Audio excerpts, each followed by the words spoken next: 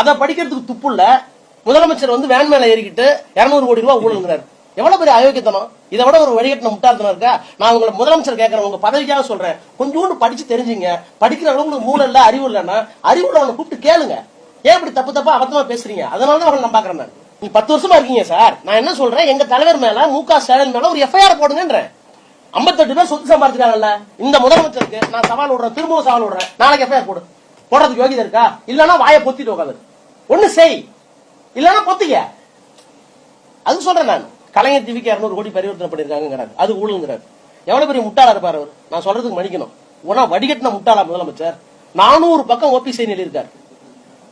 இதுக்கு மட்டும் இல்ல, அதாவது கலைஞர் டிவிக்கு மட்டும், கலைஞர் டிவிக்கு நாங்கள் வாங்கிய லோன் 200 கோடியை பட்டம், அதை மட்டும் 400 பக்கம், 1553 பக்கம் கொண்ட 2G வழக்கினுடைய தீர்ப்பில் 400 பக்கம் முழுக்க முழுக்க கலைஞர் டிவிக்கு போன பணம். அது எப்படி திரும்பி வந்துச்சு, எப்படி போச்சுன்னு சொல்லிருக்கோம்.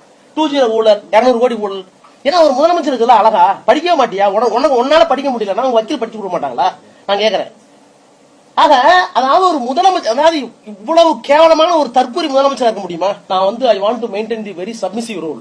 ஆட்சியில் அவங்க இருக்கிறாங்க, ஆட்சியில் அருகிறவர்களுக்கு அவங்களுக்கு வந்து தகுதி இருக்கோ இல்லையோ அந்த பதவியை நான் மதிக்கிறேன். நான் டைம் எல்லாம் கொடுக்கல, நீ சொல்ற டைம் நான் வரேன், நீ கூப்பிடுற இடத்துக்கு நான் வரேன். ஒண்ணுமே இல்லையா? நான் ஒரு லெட்டர் எழுதுறேன், டாக்குமெண்ட் லெட்டர் எழுதுறேன், அந்த லெட்டருக்கு பதில் எழுதிய வரைக்கும் நான் என்ன சொல்றேன், ராஜா எந்த டேட்டும் சரியா சொல்றேன். நான் போய் முதலமைச்சர் பிக்ஸ் பண்ணக்கூடாது. I not about the chief minister. Chief minister is always chief minister. யார் வேணாலும் சீஃப் மினிஸ்டர் இருக்கலாம், அது எப்படி வேணாலும் வந்திருக்கலாம்.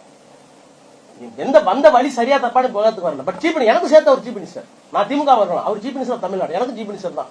நான் அவர்கிட்ட சொல்றேன், நீங்க பெரிய ஆள், நான் சின்ன ஆள், நீங்க ஒரு தேதி கொடுங்க, ஒரு இடம் கொடுங்க, அங்க நான் வரேன், பேசுவோம். இல்ல எனக்கு வந்து நீங்க தகுதி, உங்க என்ன விட உங்களுக்கு தகுதி கூடனா, என் தகுதிக்கு யாராச்சும் ஒருத்தர் இருப்பாங்க. உங்க பியூன் இருப்பார்ல, உங்க அசிஸ்டன்ட் இருப்பார்ல, உங்க தலைமை செயலர் இருப்பார்ல, இல்லன்னா உங்களுடைய ஆன்டி கரப்ஷன் விஜிலன்ஸ் கமிஷனர் இருப்பார்ல, அனுப்புங்க, பேசுவோம். எனக்கு ஒண்ணு ஈவோலாம் கிடையாது. எனக்கு வந்து எடப்பாடி பழனிசாமி அவர், நான் ரொம்ப சாதாரண ஆள். அவர் சொல்றாரு விவசாயின்னு, அந்த 30 ஏக்கர் நிலம் கூட என்கிட்ட இல்ல. அவர் சொல்றாரு 30 ஏக்கர் நிலம் எங்க அப்பவே இருந்ததுங்கிறாரு. 30 ஏக்கர் நிலம் எங்க அப்பாட்ட கிடையாது.